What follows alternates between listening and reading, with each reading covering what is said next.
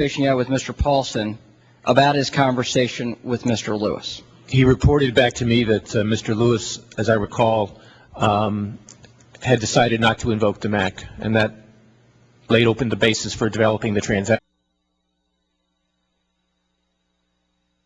Thank you. Thank you. I thank the gentleman. The chair recognizes Mr. Cummings of Maryland.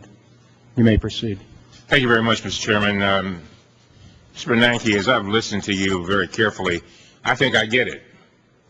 I think I get it. You were so intertwined in this thing, and following up on Mr. McHenry's questions, that it's hard to see where your participation ended and where Paulson's began. And I just take you to your own statement. One of the first things you say in your background is, on September 15, Bank of America announced an agreement to acquire Merrill Lynch. I did not play a role in arranging this transaction, and no Federal Reserve assistance was promised or provided in connection with that agreement. Is that accurate, yes or no? Yes. All right. Well, then you go on to talk about all the things you did do. I'm confused. Let's talk about this whole situation with one of the things you did. This is your statement. It says, in responding to the Bank of America in this discussion, I, talking about yourself, expressed concern that invoking the MAC would entail significant risk. And then you go on to talk about that.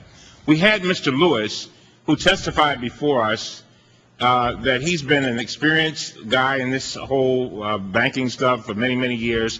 He took this MAC situation very seriously.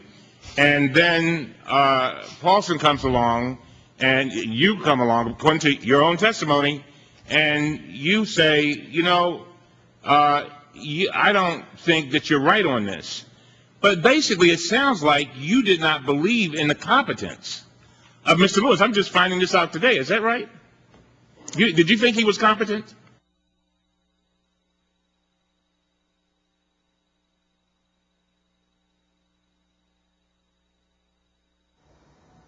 We have, again, more technical difficulties now, this time not visual but audio, just as Congressman Elijah Cummings, he's always, well, I was. Right. Hold on. Can we listen here?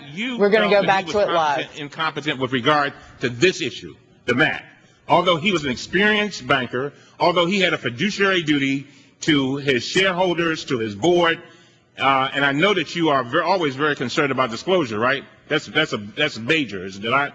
Certainly. And so, but the man who would be held responsible if his bank went down, you say to him, when he pulls up this material, this MAC, and says, you know what, I don't do this, but I'm taking this very seriously, and I think I better declare a MAC here. So when he declares it, after all of his experience and what have you, then you come along and says, although it's your duty to disclose certain things, although it's your duty, and you're going to be the one who's going to get hit if this thing falls down, I'm going to put my judgment above your judgment. Is that basically right? No, that's not right. I offered my views based on my experience as the Federal Reserve Chairman and based on the advice I got from staff at the Federal Reserve that invoking the MAC would not be a good idea for the Bank of America. He himself was uncertain about what to do, but at all times it was his decision to make, and he understood that, I believe. Well, I don't know whether you saw his testimony, but the man did everything he could not to. We got him to a point where he basically said he felt threatened, but he tried to say that he wasn't threatened. There was not a person in this room who did not understand that he was threatened. You even used the word several times in this hearing. You used it. I didn't. You did. To say that I did not threaten anyone. No. I said that you used the word that he was threatened. I think you maybe have been referring to Paulson. And so all I'm saying to you is that I can see how we got to where we've gotten to, where it appears as if we've got Paulson saying, we've got Lewis saying that you may have been behind the scenes doing some things. We've got you saying that you were behind the scenes doing some things.